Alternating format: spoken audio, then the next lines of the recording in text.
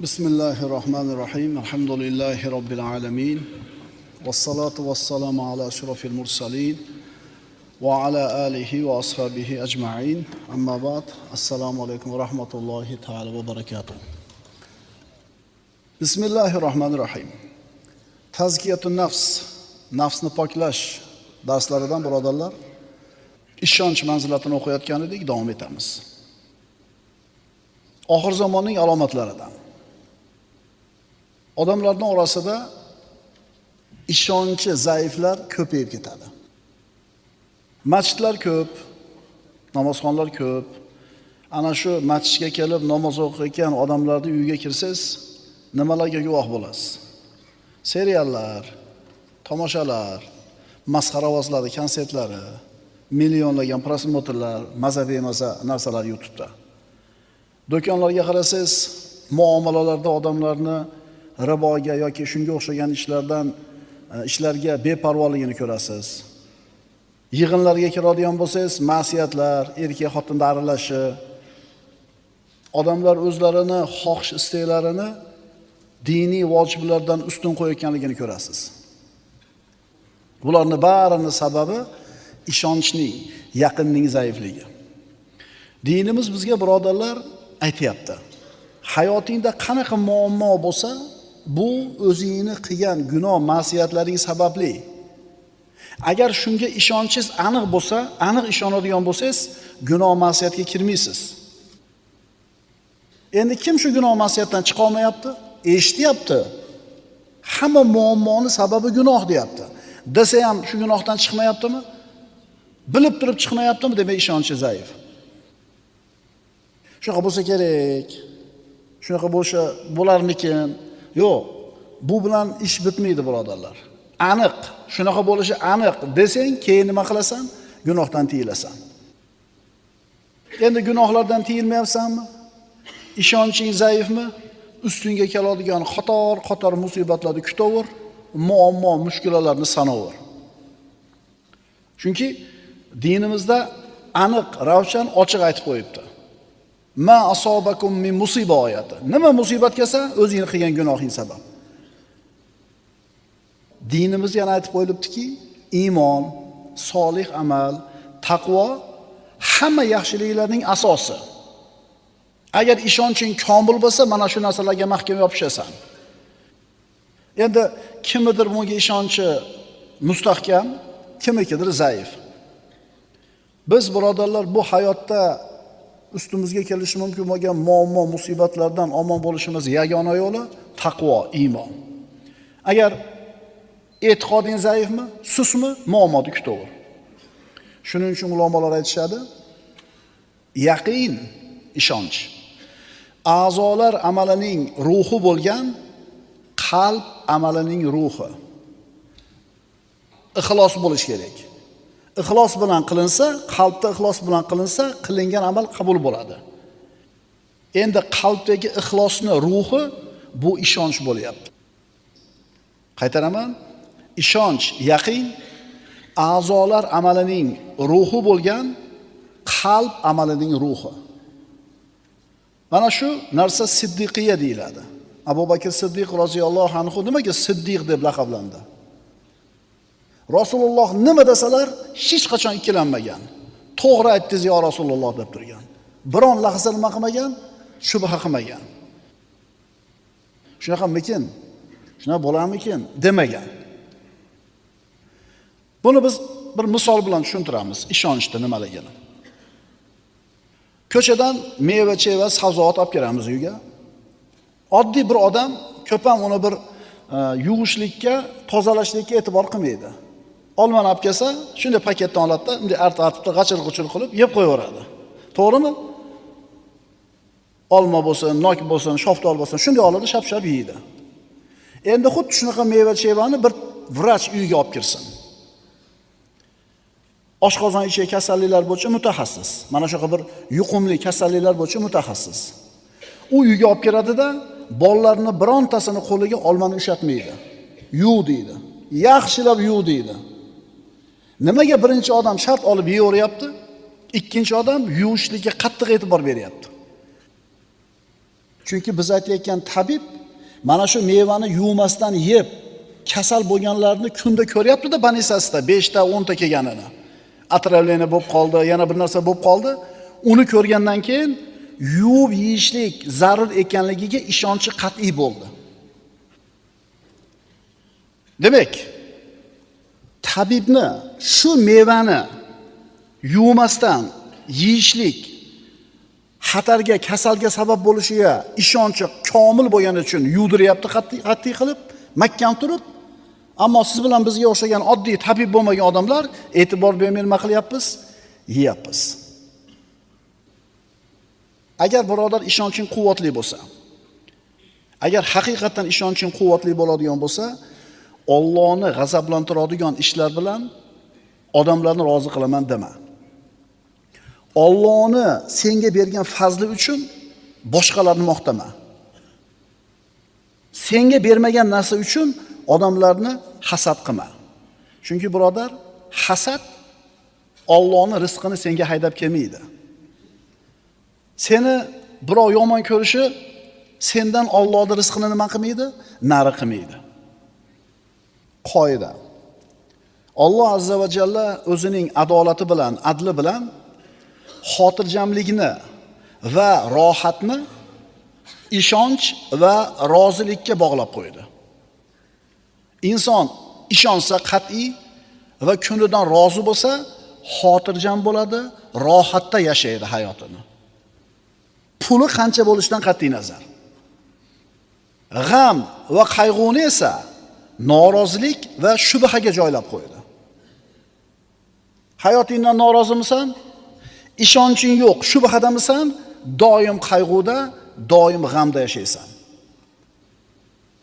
Diqqat qilinglar, o'zini o'qib beraman qoidani.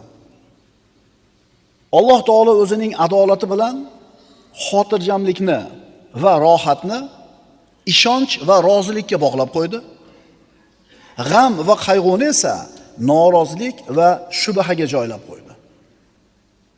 Ishonchi zaif bo'lgan odamgina odamlarni rozi qilaman deb Allohni g'azablantiradigan ishni qiladi.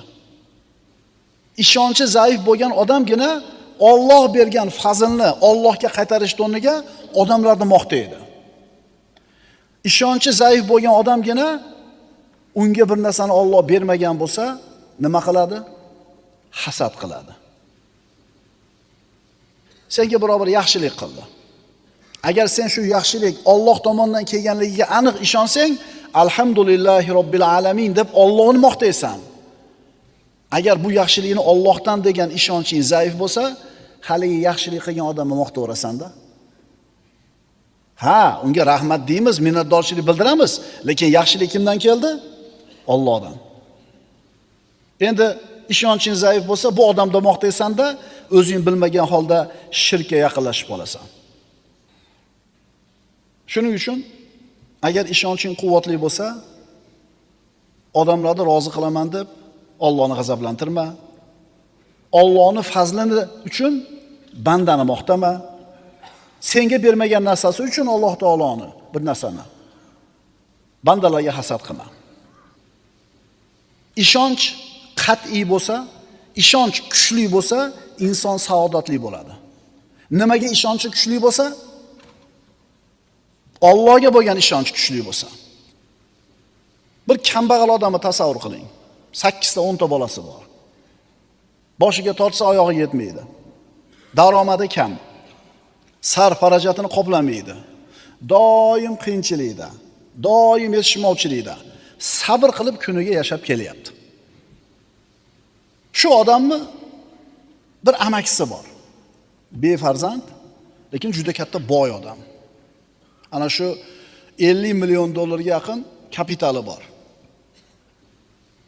Birdan xabar keldi. Shu amakisi vafot etibdi.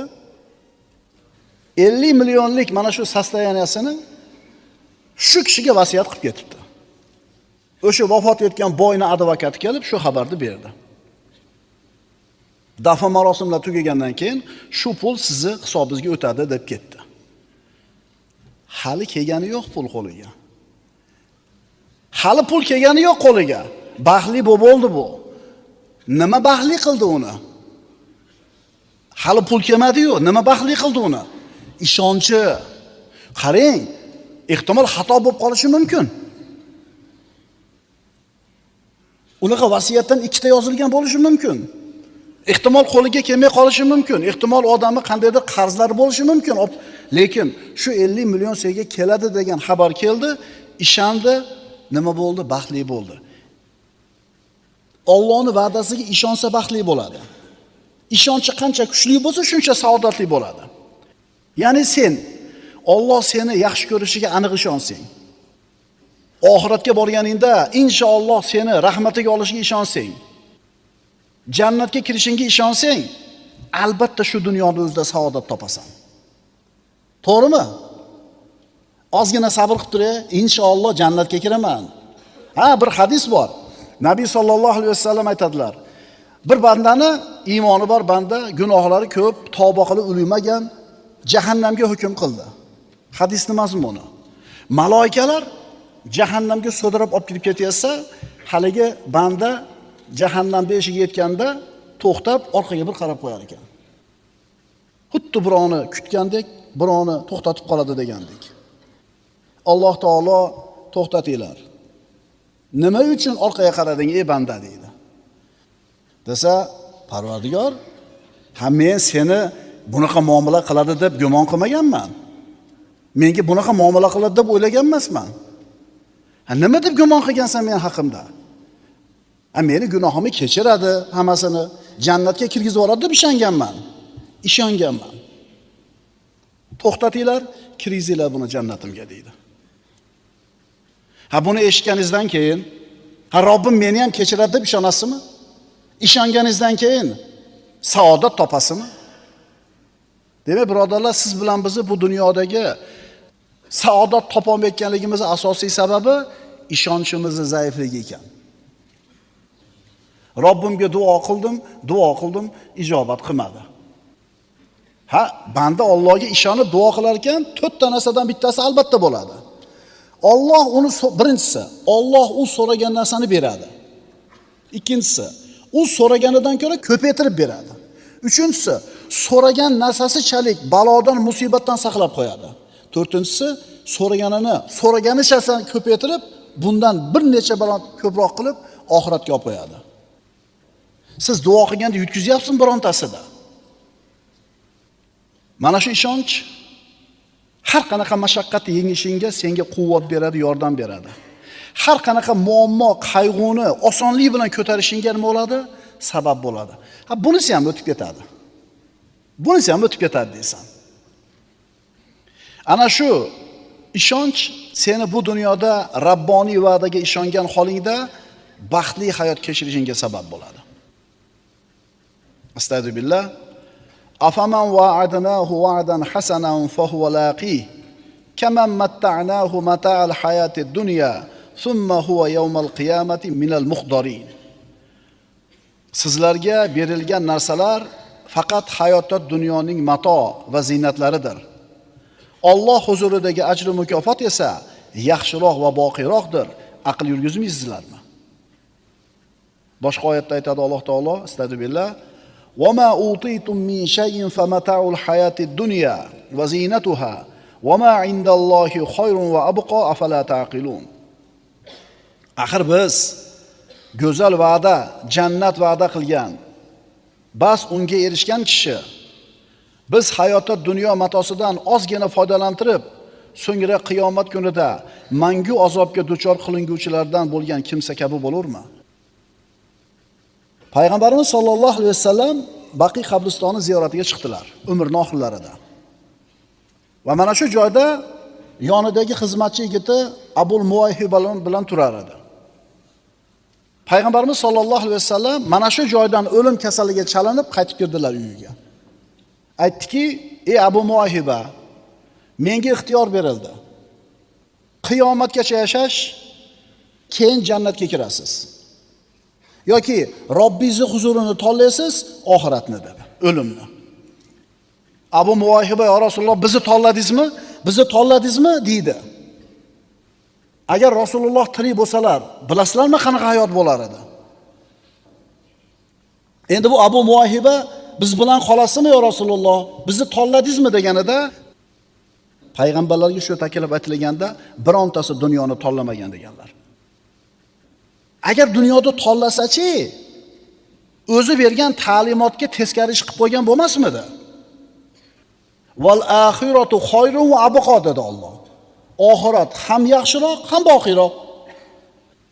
Valal axiratu xoyrun laka minal ula. Ey Muhammad alayhisalom, sizga bu dunyodan ko'ra oxirat yaxshiroq dedi. Oxirat yaxshiroq desa, payg'ambarimiz ishonchda eng kattasi bo'lgan, egasi bo'lgan zot. Rasulullohning ishonchi eng katta ishonch. Alloh aytayapti, dunyodan senga oxirat yaxshi. Rasululloh dunyoda tanlarmidi? Shuning uchun aytayapti-da. Ikkita odam bir xil bo'ladimi deyapti Alloh. Bittasiga ozgina dunyo matosini berdik, keyin do'zaxga kirgizamiz. Ikkinchisi, biz unga jannat va'dasini qildik. Hayoti mo'l-ko'l bo'lmasa ham iymon e'tiqod bilan yashadi, jannatga kiradi. Ikkalasi teng bo'ladimi? Ana shu Allohning va'dasiga bo'lgan ishonchi zaif bo'lgan inson dunyo hayoti uchun quvonadi. Agar bu dunyoning haqiqatini nimaligini tushunganida dunyo uchun quvonmagan bo'lar edi. Bu dunyo birodarlar tekislik emas, egriliklar hovlisi. Xursandchilik emas, qayg'ular hovlisi. Bu dunyoni nimaligini tushungan odam, haqiqatini bilgan odam dunyoning rohatiga quvonib, tashvishiga qayg'urmaydi. Alloh bu dunyoni imtihonlar, sinovlar hovlisi qildi. Oxiratni esa mukofotlar hovlisi qildi. Dunyodagi balolarni, sinovlarni oxiratdagi atolar uchun sabab qildi. Oxiratda beriladigan ne'matlarni dunyoning mashaqqatlariga evaz qildi. Shuning uchun Alloh taolo ato qilish uchun avval olib qo'yadi. Ato qilishlik uchun avval olib qo'yadi. Olib qo'yib sinaydi, shukr keltirib o'tsangiz imtihondan keyin ato qiladi. Mukofotlash uchun esa avval balolab qo'yadi. Biz mana shu dunyoni haqiqati nima ekanligini oyatdan, hadisdan, dinimizdan eshitdik. Mana shu eshitganlarimizga ishonchimiz qanchalar kuchli bo'lsa, hayotimiz shunga yarasha bo'ladi. Misol, bir baland tog' ustida qasr bor. Ana shu qasrga yetaman deb ikkita odam harakat qilib chiqib ketyapti. Bittasi piyoda ketyapti, bittasi mashinada ketyapti. Juda qimmat mashinada. Endi ana shu qasrga yetmasdan yo'lda shunaqa bir qismi borki yo'lda. Mashinada kelayotgan odam shu yerga kelsa, yo'l surilib, mashinasi bilan pastga qulab halok bo'ladi. Piyoda ketayotgan odam o'shiga yetib borsa, u og'irmas, bitta odam o'tib ketadi. Ha, balandlikka yuradi, qiylanadi, tellaydi, charchaydi, ammo yetib boradi. Endi bu ikkalasi yo'lda ketyapti. Ikkalasi bir-birini ko'rib qoldi. Bir-birini ko'rganda nima degan xayol o'tadi ikkalasining kallasidan?